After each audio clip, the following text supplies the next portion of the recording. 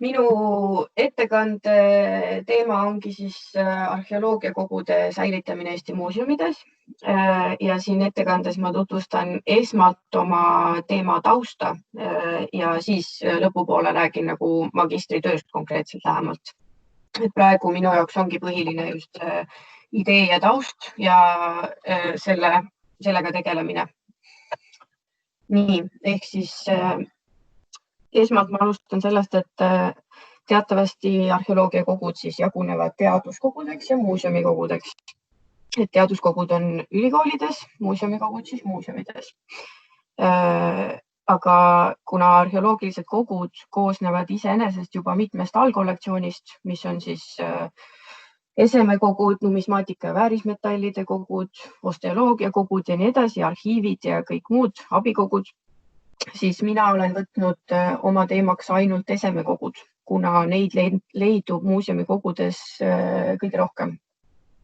Ja lisaks ka sellepärast, et teaduskogude kohta on 2008. aastast juba olemas hea ülevaade Lembi Lõugase, Ülle Taamla ja Mirja Otsa poolt koostatuna. Ja siis siin slaidil on mul välja toodud just esemekogude protsentuaalne jaotumine ja leitude hulk siis nendes esemekogudes. Järgmiseks siis räägin muuseumide arheoloogiakogudest natuke lähemalt. Peamiselt kuuluvadki sinna siis esemekogud. Natukene on ka allkollektsioone, aga mitte väga palju. Mina olen tuvastanud hetkel arheoloogiakogud 18 muuseumis ja ma tuginen oma andmetel MuIS-ile ehk muuseumide infosüsteemile, kust kavatsen ka oma magistritöö jaoks võtta andmeid põhiliselt. Ja muuseumikogudes leidude arv varieerub väga kõvasti. Ehk siis on olemas kogusid, kus on reaalselt 6 eset või siis on ka üle 80 000 eseme. Et suurimad leidude kogud on Tartu linnamuuseumis, Pärnu muuseumis ja Viljandi muuseumis ja siis neid leidub veel mitmes muuseumis. Hetkel ei ole olemas päris sellist head selget ülevaatlikku pilti sellest, mida ja kui palju need kogud täpselt sisaldavad, kui palju neid kasutatakse, uuritakse ja sellepärast mina olen siis tahtnud võtta selle töö ette, et kui palju ja lisaks uurida ka seda, et kui palju muuseumides tegeletakse nende leidude konserveerimisega, lisaks siis nagu hoidlas säilitamisele ja eksponeerimisele näitustel. Ja põhiliselt mind huvitabki siis see, et millised on need säilitamistingimused hoidlates, missugused on need hoidlad, missugused on ruumid, need ruumide sisustus, missuguseid pakkematerjale kasutatakse ja nii edasi ning siis, et kuidas on reaalselt need esemed seal säilinud. Ja lisaks siis, et kas muuseumides on olemas mingisugunegi konserveerimisvõimekus või kas sellega üldse tegeletakse. Nii, siin on pilt Narva muuseumi hoidlast, arheoloogiakogudest ja siin on näha väga hästi minu arust ilmekalt, kuidas leidude pikaajaliseks säilitamiseks ei ole need tingimused kindlasti sobivad. Seal on ilmselgelt tegu ruumipuudusega, alumised leiud on ülemiste tõttu suure raskuse all ja lisaks puuduvad neil kattematerjalid ja muud sellised tolmu ja muid halbu tegureid eemal hoidvad materjalid. Ühesõnaga, see on lihtsalt näide. Nii, järgmine minu magistritöö suur lähteaspekt on see, et teatavasti on tulemas sellised asjad nagu muuseumide pärandihoidlad, mida on küll aastaid räägitud, aga nüüdseks on olukord kindel, et need ikkagi tulevad, lihtsalt sinna läheb aega. Ja need hoidlad siis hakkavad endas koondama 22 muuseumi ja Eesti Hoiuraamatukogu kogusid. aga seda hoiustamisteenust saavad kasutada kõik muuseumid ja asutused, kes selleks siis soovi avaldavad.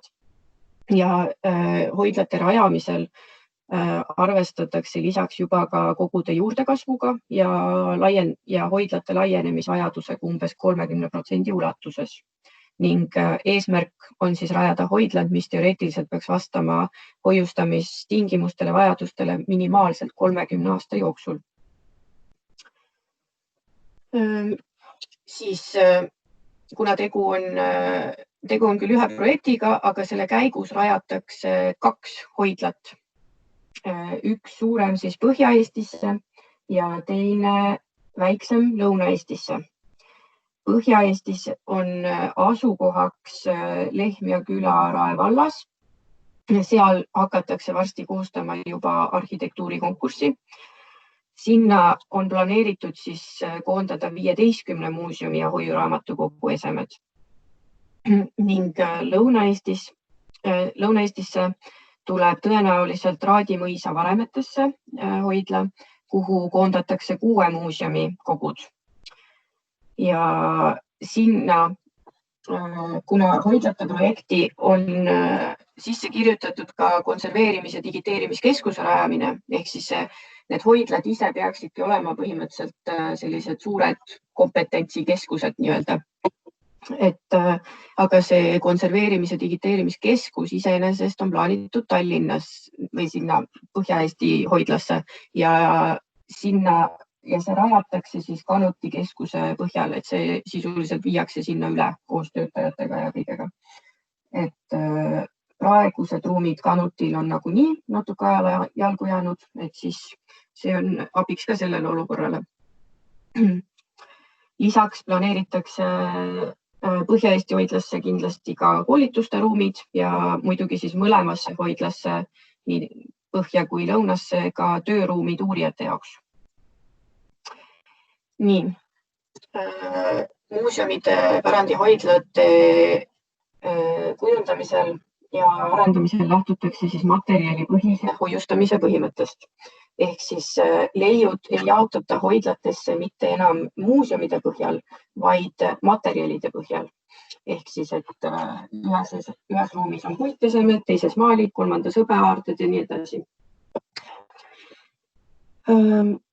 Hoiustamise puhul ei olegi üldse enam siis tähtis see, mis muuseum on eseme algselt arvele võtnud, et selles mõttes aetakse need kogud segamini, aga teistpidi uurijatele ja säilitamise mõttes peaks see olema ikkagi leidudele tunduvalt parem olukord.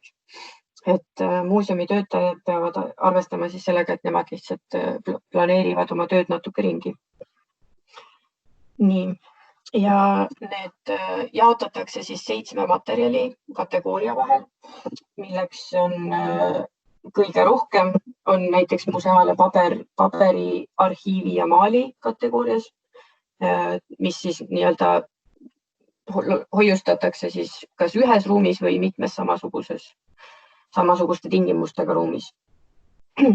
Seejärel tulevad siis kõige rohkem on fotomaterjale, siis metallid, keraamika ja nii edasi.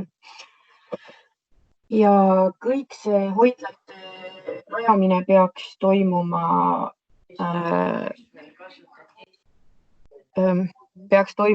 järgneva 7 aasta jooksul.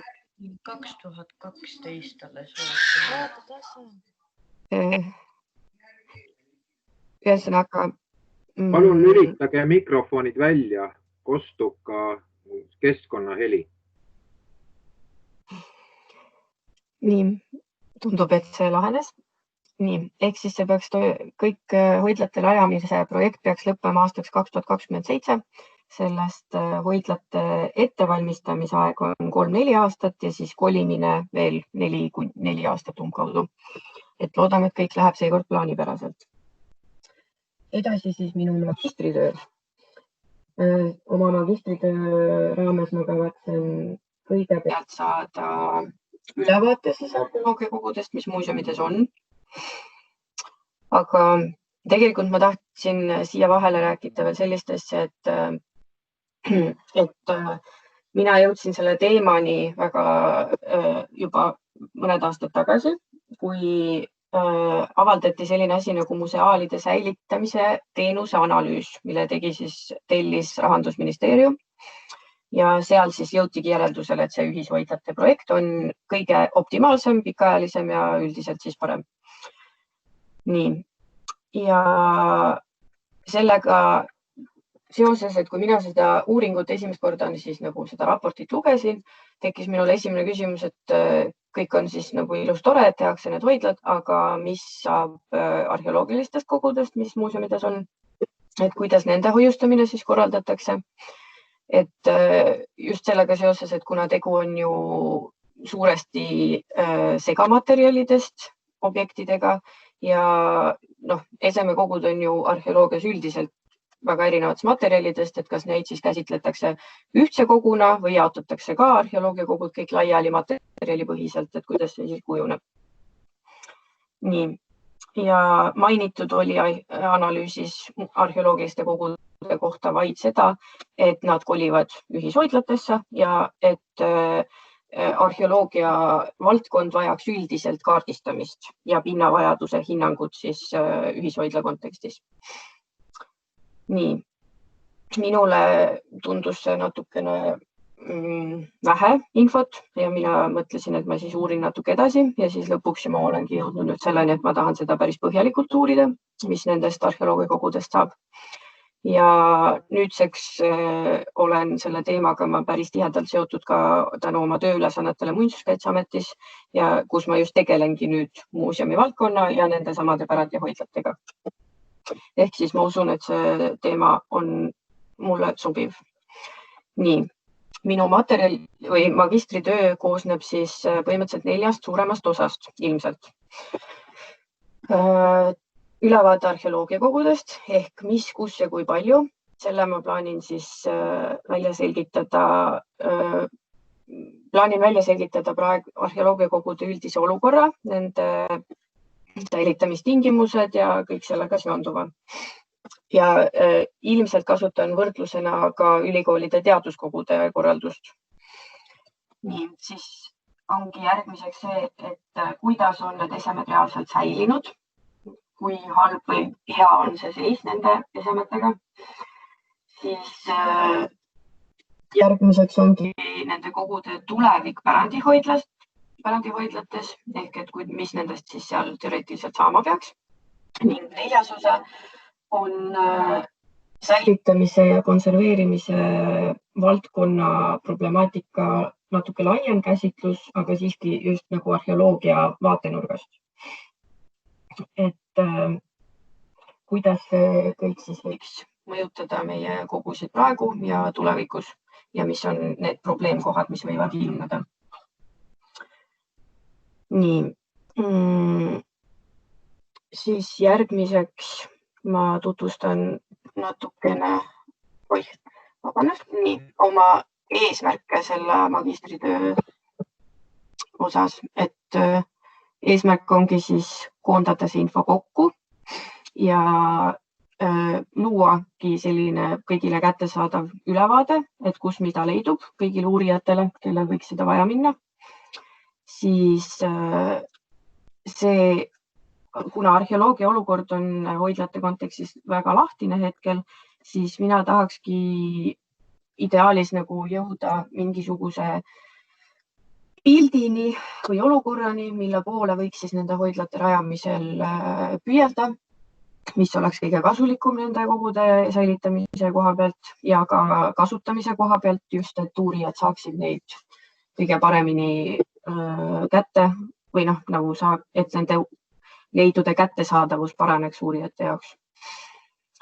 Siis ja selle töö käigus ma tahan kindlasti just nagu leidagi üles selle arheoloogia ja säilitamise valdkonna sellise ühisosa ja kokkupuutepunkti, et kuidas see säilitamine ühesõnaga, et kuidas seda säilitamist näevad arheoloogid, samas kuidas nagu muuseumitöötajad suhtuvad leidudesse, mis neile tuuakse muuseumisse näiteks suhteliselt kehvas seisus ehk siis või siis näiteks pakkematerjalides, mis ei ole kõige sobivamad. Ehk siis ma tahan nagu üritada seal vahel mingisugust arutlust ja analüüsi teha, et leida taaskord kõige paremad lahendused. Ja selle käigus on mul plaanis ka läbi viia intervjuud nii muuseumide koguhoidjatega, Muinsuskaitseameti arheoloogia osakonna töötajatega ja teaduskogude valdajatega ja arheoloogidega kindlasti. Ehk siis ma ise mõtlen seda kui võrdlust sellena, et kui linnavalitsused korraldavad siin kaasavaid eelarveid, ehk siis ma üritaks ühishoidlate projektiga arendada sellist kaasavat arendusvõimalust, et kõigi arvamused saaks vähemalt välja öeldud ja kõigile teada. Nii. Ja minu töö tulemused siis ongi lihtsalt ettevalmistus selle pärandihoidla rajamiseks, et oleks arvestatud ka arheoloogiakogude vajadustega, et ei lähtutaks ainult sellisest muuseumide nagu vaatevinklist, vaid et ikkagi arvestatakse arheoloogia valdkonnaga ka rohkem ja sellega seoses näiteks on väga oluline muutus, mis ilmselt tuleb, on see, et arheoloogiliste leidude konserveerimise kompetents praegu on üldiselt vist ainult ülikoolidel. Kanutis sellega väga ei tegeleta, aga konserveerimisteenust iseenesest on vaja ka kõigil muuseumitel. Ehk siis nüüd Põhja-Eesti hoidla konserveerimiskeskusesse kavandatakse ka arheoloogiliste leidudega tegelemiseks vajalikud ruumid ja seadmed ja kõik muu. Ehk siis, et see on väga konkreetne areng, mis on arheoloogia valdkonnale ka kasulik. Nii, ja nende samade uurimistulemuste põhjal saangi ma siis tuua välja konkreetseid faktoreid, mida tuleks arvestada hoidlate rajamisel ja just nagu ruumiprogrammi koostamisel, et kuna seda alles praegu tehakse ja kõik on väga varajases faasis, siis on praegu võimalik kõike veel nagu sättida ja arvesse võtta. Ning et mida rohkem on infot, seda parem on teha ju teadmistepõhiseid otsuseid kõikide valdkondade arvestamiseks. Aga kuna see hoidlate rajamine võtab siiski veel aega, siis ma loodan, et selle ülevaatega muuseumikogudest on äkki, et see ülevaade võiks siis olla abiks ka praegustele muuseumikogude valdajatele, et kui seal on mingisuguseid probleeme või kitsaskohti, siis äkki annab neid kuidagi lahendada. Ning lõppeesmärk minu tööl ongi siis mitte luua otseselt uut teadmist minevikust, nagu arheoloogiatööd tavaliselt teevad, aga minu eesmärk on oma tööga siis aidata kaasa sellele, et uurijad tulevikus praeguste kogude ja tulevaste kogude põhjal siis saaksid luua neid uusi teadmisi mineviku kohta. Nii et ja kuna minu magistritöö on alles pooleli ja areneb, siis ootan huviga ka kõikide mõtteid ja ideid ja tagasisidet. Aga sellega ma lõpetaks. Nii et tänan.